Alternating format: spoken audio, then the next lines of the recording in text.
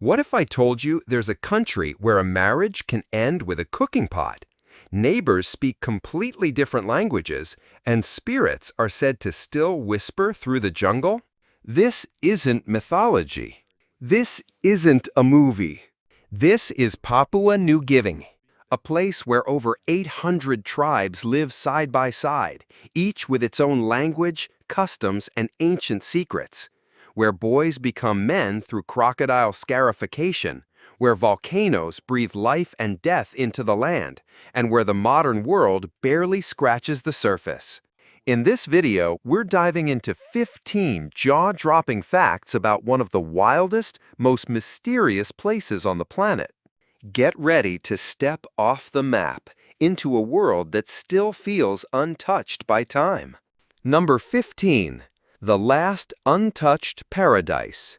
Tucked away just north of Australia, Papua New Guinea is often called Earth's last ecological frontier.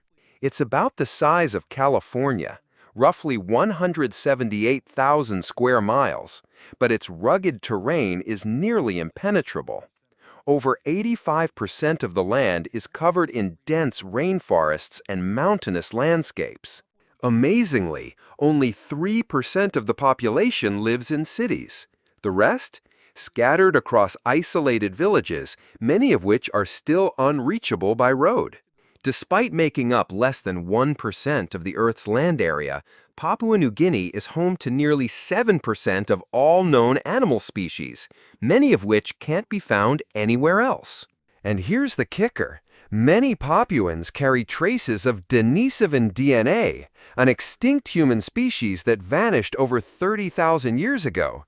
That's right, people here still carry the legacy of a mysterious ancestor long gone from the rest of the world. Number 14. The women who shape the land. In Papua New Guinea, women aren't just part of society, they're the beating heart of it. With radiant smiles, dark skin, and naturally curly hair, these women are farmers, artisans, leaders, and linguists, often speaking 3 to 5 languages just to navigate daily village life. On Trebayand Island, society is matrilineal. Land and property are passed down through the mother's line, and children belong to the mother's clan. It's women who own the land, make key decisions, and preserve cultural traditions. Marriage? It's not what you'd expect. In many regions, if a woman chooses a partner, she'll visit his house at night. If she stays until morning and shares breakfast with him, it's considered a formal union. No need for a ceremony or family approval. And if she chooses to leave, she takes her children and a cooking pot. That pot isn't just for boiling water. It's a quiet but powerful symbol of freedom and independence. Number 13. The tree kangaroo, jungle acrobat. High in the treetops of Papua New Guinea lives one of the most enchanting creatures on the planet, the tree kangaroo. Unlike their hopping Australian cousins, these furry monks of the forest are slow, thoughtful climbers, perfectly adapted to life in the canopy.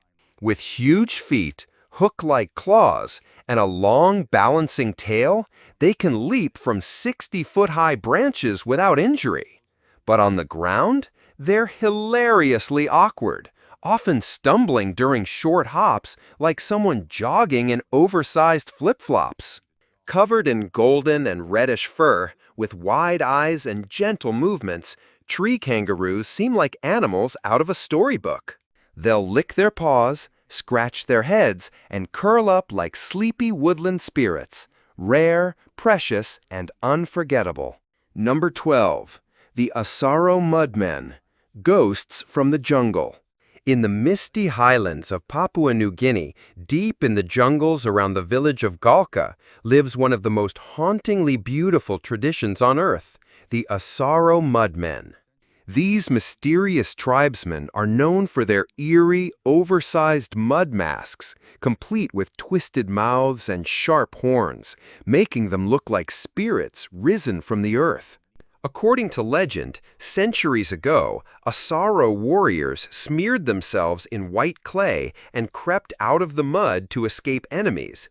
But when the enemies saw these ghostly figures emerge, they fled in terror, believing they were witnessing supernatural beings. Thus, the tradition of the Mudmen was born. To this day, the Asaro people perform ritual dances, hunched and slow-moving like ancient spirits crawling from the underworld. Their every movement is designed to mesmerize and intimidate.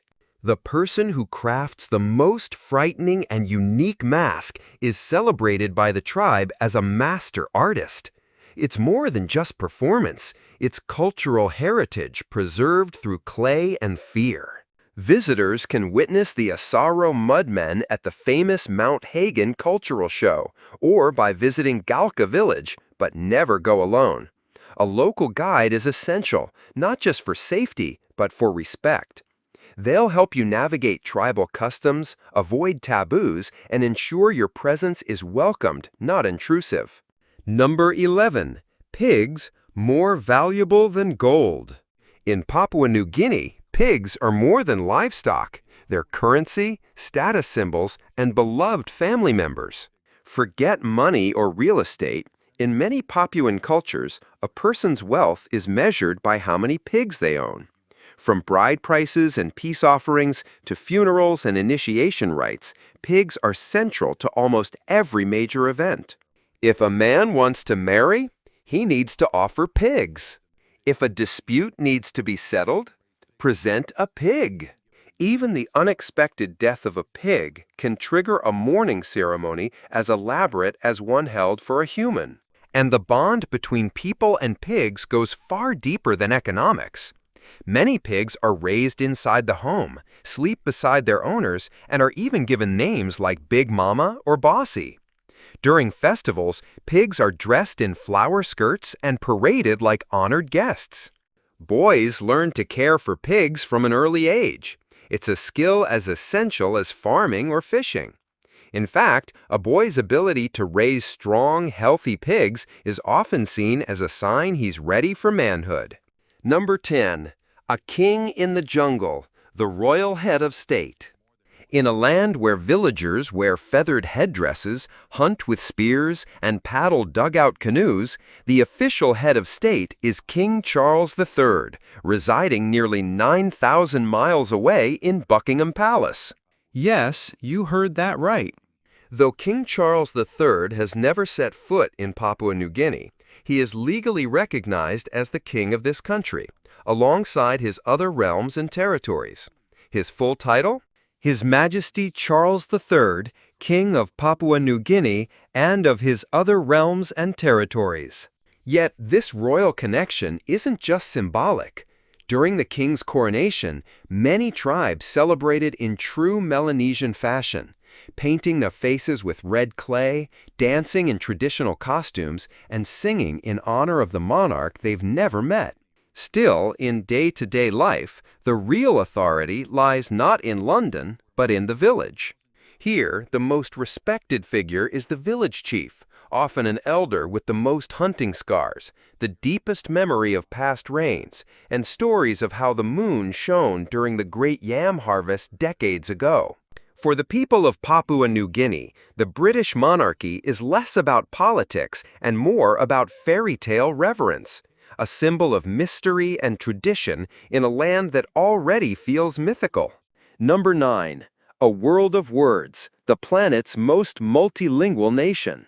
Papua New Guinea may have fewer than 9 million people, but it speaks with over 850 different languages, making it the most linguistically diverse country on Earth. That's nearly 12% of the world's total languages in just one country. How is that even possible? For starters, many villages are so isolated they've developed their own entirely distinct languages, even if they're only a few miles apart. Some languages are spoken by as few as 300 people, yet they remain totally independent. Cultural taboos also play a role.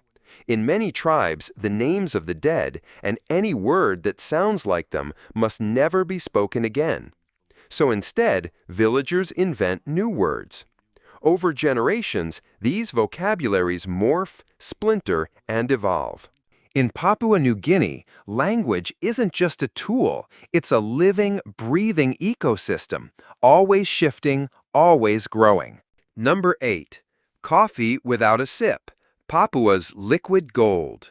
Hidden high in the mountains at 4,600 feet, Papua New Guinea grows some of the purest, most natural coffee beans on Earth, right up there with Ethiopian and Colombian Arabica. The country's standout varieties, Typica and Bourbon Arabica, have a soft, honey-like sweetness with hints of ripe fruit. They've won international recognition at auctions like the Cup of Excellence and are a prized export in elite cafes across the globe.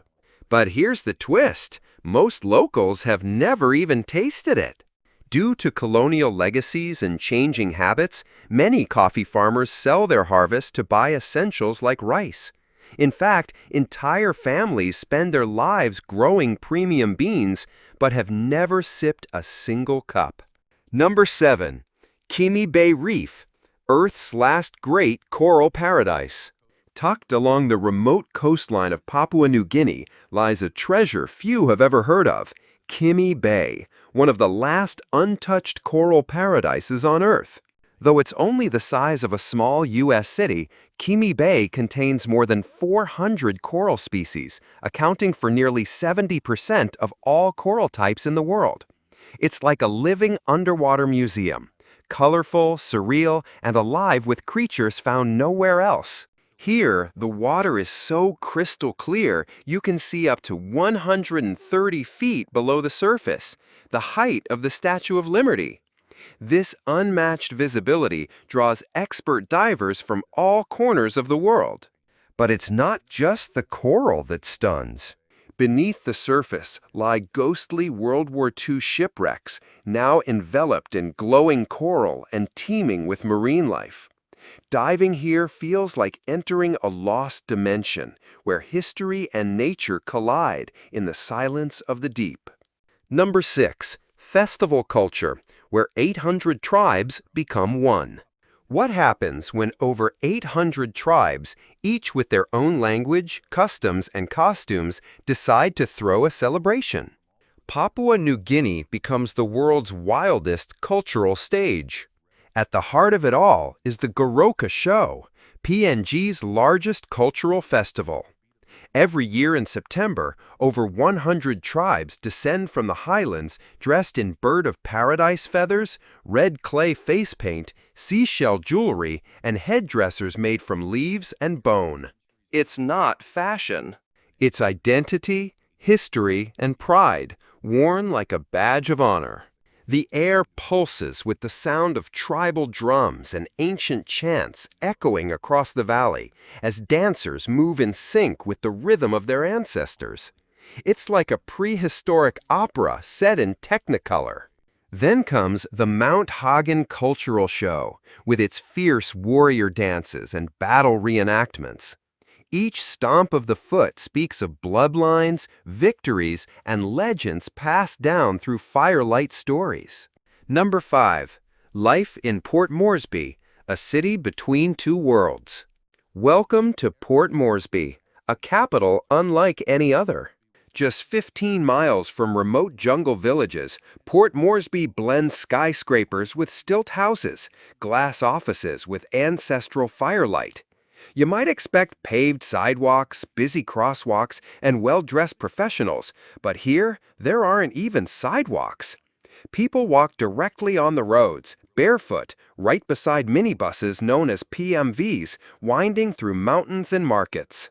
In the heart of the city, vendors sell grilled bananas, dried reef fish, ripe mangoes, and shell jewelry, all laid out under the open sky.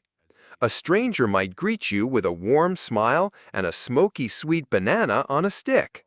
But at night, the capital transforms. You'll hear the low, rhythmic beat of kundu drums echoing across neighborhoods as families gather by firelight, singing and dancing in tribal rhythms passed down for centuries. Beneath the glow of modern high-rises, the heartbeat of Melanesian culture never stops. And just 15 miles from the central business district, you'll find villages with no electricity, stilt houses above swamps, and elders telling stories in languages that aren't written anywhere. Ancient rituals, face paints, and ceremonial dances continue as if the modern city doesn't exist. With fewer than 400,000 residents, Port Moresby is more than just a capital. It's a living museum where tradition and modernity walk barefoot together, side by side. Number 4. The Sacred Temple, only for the brave. Hidden deep in the jungle communities lies a place you're not allowed to enter unless you're ready to prove your courage. This is the House Tambaran, or Spirit House, the spiritual heart of the Sepik people. With its soaring roof carved with mythical symbols and a fire that burns day and night, it's said to house the spirits of the ancestors. But it's not a home. It's a temple of transformation. Young boys are brought here to be shaped into men, not just through stories and wisdom, but through trials. Under the guidance of the houseman, or the elder leaders, they learn to hunt, survive, and lead with strength and humility. The final test? A rite of passage unlike any other. Number 3. Cost of living and visa. Affordable life on the edge of the world. Thinking about escaping the hustle of the West for something more raw, more real? Papua New Guinea might just be your next great adventure. In 2025, the cost of living here is surprisingly low, especially for Americans. A one-bedroom apartment in the city center rents for about $200 a month. In the suburbs, around $150. Utilities, electricity, water, and gas come to just $40 monthly. Even high-speed internet, 60 Mbps or more, costs just $20, though speeds may vary in remote areas. Hungry? A hearty meal at a local eatery costs only $3, while a romantic dinner for two at a mid-range restaurant runs about $20. Public transport is ultra-cheap, too. $0.40 for a bus ride, or $15 for a full monthly pass. To visit, U.S. citizens need a visa, which you can apply for online as an e-visa or through the nearest Papua New Guinea embassy. Tourist visas typically last 60 days, and your passport must be valid for at least 6 months beyond your stay. With these costs and experiences, would you live here? If yes, comment 1. If no, comment 0 below. Number 2. Flying to the market, boating home, adventures in daily life. Imagine this. Your morning grocery trip begins with a plane ride. That's everyday life in Papua New Guinea. With over 80% of roads unpaved and many turning into mud pits during the long rainy season, interstate travel is nearly impossible. Instead, villagers rely on small aircraft like Twin Otters and Cessna Caravans to hop between towns. Some airstrips are nothing more than grass fields, where kids play soccer and families gather just to watch the plane land. It's not just transport, it's a community event. Where there's no runway? Pilots drop supplies from the sky using ropes. Everything from medicine and school books to, yes, even live pigs as honored VIP deliveries. And on the water? Many locals canoe or boat for hours just to reach the nearest market, passing through lush mangroves, dolphins, and seabirds. It sounds like a National Geographic documentary, but it's simply a normal day in this wild, water-bound nation. Number 1. Traditional food. A feast of the forest and fire. Food in Papua New Guinea is a celebration of earth, fire, and tradition. The national dish, mumu, is a full sensory feast cooked underground. Layers of pork, sweet potatoes, green bananas, taro, leafy greens, and coconut milk are wrapped in banana leaves, placed on hot stones, and buried for hours. The result? A warm, smoky, earthy stew, tender and rich with mountain flavors. Daily meals center around cow or sweet potatoes, eaten by most locals 2 to 3 times a day like rice in other parts of the world. Craving something fresh? Try kakakota, raw reef fish marinated in lemon juice and coconut milk. It's creamy, tangy, and refreshing, like a South Pacific twist on ceviche. And no celebration is complete without the roast pig, a symbol of wealth and pride. Cooked whole over bamboo, glazed with pork fat, seasoned with wild herbs and salt, and served like royalty.